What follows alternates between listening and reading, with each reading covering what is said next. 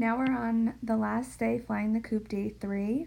Expect these problems to give you two specific sets of data that most of you will want to organize into two sets of ordered pairs. So here we go. I'll show you what I mean.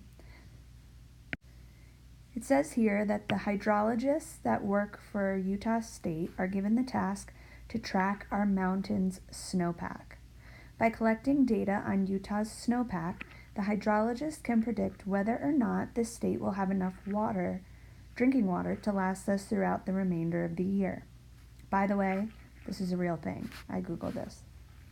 A team of hydrologists measured how much snowpack there was throughout the 90-day winter season. Here's some of what they found. On day 14, we were 43 inches below normal snowpack, and on day 21, they determined that we were 13 inches above normal snowpack.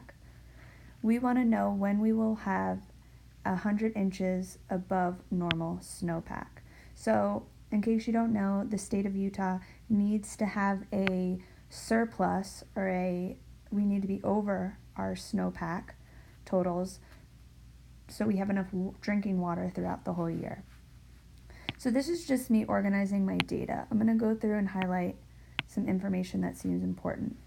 It says here on day 14, we were 43 inches below normal for the snowpack. This part especially, the below normal, seems important because as I move to the next set, it says on day 21, there were 13 inches of above normal snowpack, which would be a little different. So something that stands out to me also is that they didn't tell us how much snow we're getting each day. That would be a rate. And they didn't tell us how much snow there was at the beginning of the winter season. They told us on day 14 and on day 21. So I may think of my information like this. If I had a table with the snowpack measurements, I would see on day 14 there was this much below normal. I indicated as a negative. And on day 21, we were above our typical amount of snowpack.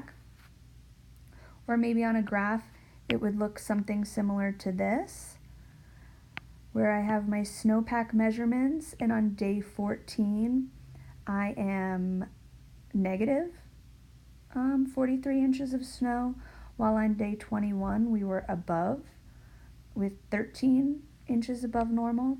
So right off the bat, I can tell that we're gaining snowpack. We are definitely gaining snow, which is a good thing. So let's jump into it. Let's first figure out how much snow we're accumulating each day. So if I look at my little table that I created, I can find my change in Y and my change in X's. And as I do that, I see we gained 56 inches of snow over a week period, which was 7 days. And if I get that down to the unit rate, that means we were gaining 8 inches of snow each day. So that's a good thing. The mountains are gaining 8 inches of snow each day, and that makes sense because I could see that it was going up over time. So the next part, what is our initial value? Or in other words, how much snowpack was there at the start of the winter season? We know that we started out behind because on day 14 we were behind, but we don't know how much there was in the beginning. So I filled in my rate, and now I'm going to use this method that many of you like of plugging into your equation one of the data points. So I chose this guy right here because I tend to lose negatives. So I used this data point and plugged in my X value was 21 days and my Y value was a positive or a surplus of 13 inches of snow.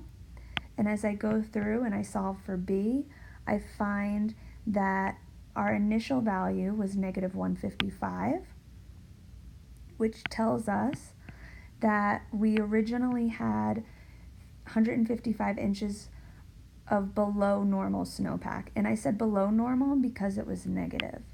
So just referring back to that initial brainstorming that I did, I would find that on day 0, we must have had negative 155 inches of snow, and negative because it was below normal.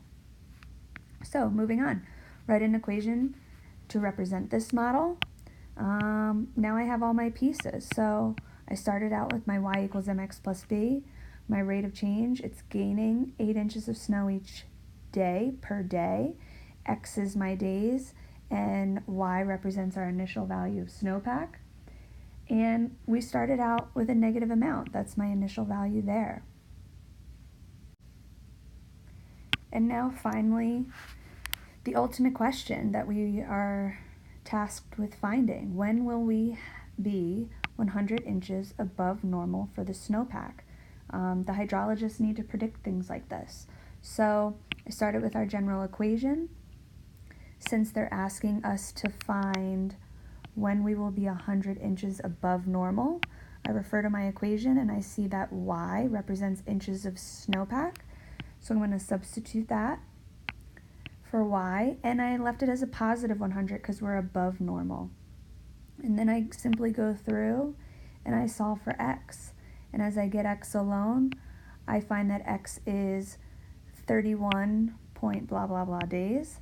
So on the 31st day, there is not yet 100 inches, but if I go to the 32nd day, then we will for sure have the 100 inches of snowpack. We'll be a little over, because this is when we are exactly at 100 inches, but we have 100 inches of snowpack for sure on the 32nd day.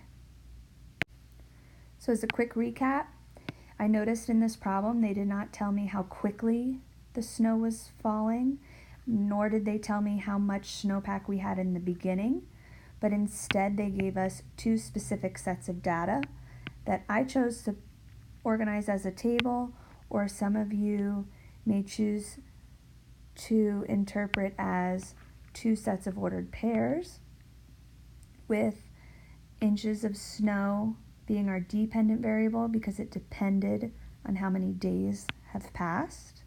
And then we used that set of data to find our rate of change, the change in our snowpack over a certain number of days.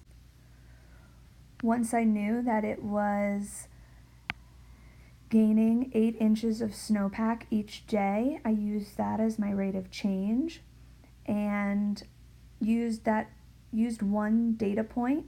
You could use either, one data point to find out how much there originally was. Since it was a negative value, I knew that we were originally 155 inches below our normal snowpack, and then used that to write my equation, filled in our rate of change and our initial value, and labeled our variables accordingly.